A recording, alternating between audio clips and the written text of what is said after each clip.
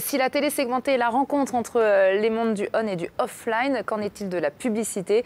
Est-ce que ces règles seront celles du on et du off, autre chose? Pour nous expliquer cela, nous avons avec nous Stéphane Martin. Vous êtes directeur général de l'ARPP, donc Autorité de régulation professionnelle de la publicité, et vous nous éclairez sur les nouvelles règles de ce marché. Oui, c'est en effet une nouveauté, puisqu'en fait c'est un décret du 5 août 2020 qui a modifié des règles qui existaient depuis finalement le début de la pub à la télé, qui voulait que le message devait être diffusé nationalement, sans décrochage particulier.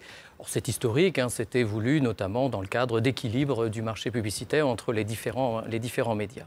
Donc ce décret du 5 août, donc tout récent, ouvre une période justement sur laquelle il faut bénéficier et faire bénéficier tout le monde. C'est une époque qui permet de limiter la publicité avec des cadres particuliers qui sont les émissions jeunesse. Évidemment, la pub segmentée ne peut pas être dans les émissions jeunesse ou autour des émissions jeunesse.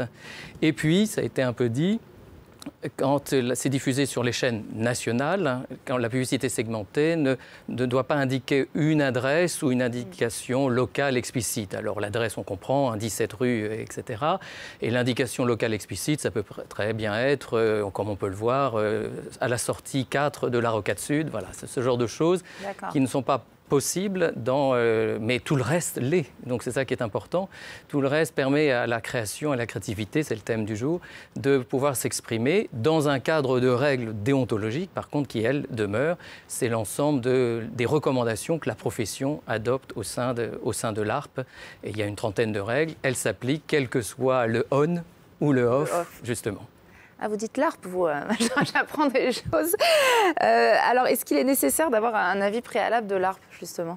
Et justement, comme ça reste de la télévision, et c'est une volonté historique de préserver finalement ce brand safety de la télévision, oui, l'avis demeure pour aussi la publicité segmentée.